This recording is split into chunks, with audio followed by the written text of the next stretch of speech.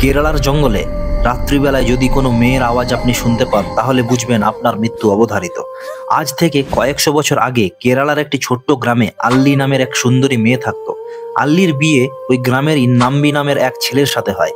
কিন্তু বিয়ের কিছুদিন পরেই নাম্বি তার আসল রূপ দেখাতে শুরু করে। আসলে নাম্বি এক খুব লোভী প্রকৃতির ছেলে ছিল এবং তার অন্য অনেক মহিলার সাথে অবৈধ সম্পর্কও ছিল।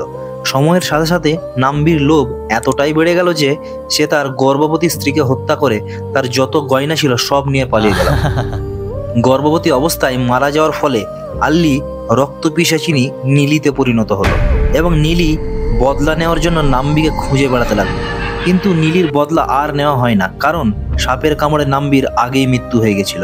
সাদা শাড়ি পরিহিতা নীলি জঙ্গলে বসে কাঁদতে থাকে যাতে কোনো পথচারী তাকে দেখে দাঁড়িয়ে যায়, এবং নীলি তখন তার বড় দাঁত এবং নখ দিয়ে সেই পথচারীর রক্ত পান করে। এইভাবেই কয়েকশো বছর নীলির হাতে অনেক পথচারী প্রাণ হারায়। অবশেষে নীলি নাম্বিকে খুঁজে পেল। নাম্বি আনন্দম নামের এক ব্যবসায়ী হয়ে পুনর্জন্ম নিয়েছিল। একদিন রাত্রে নীলি আনন্দমকে হত্যা করে তার বদলা পূরণ করে। কেরালার জঙ্গলে এখনো নীলির কান্নার শব্দ শোনা যায়।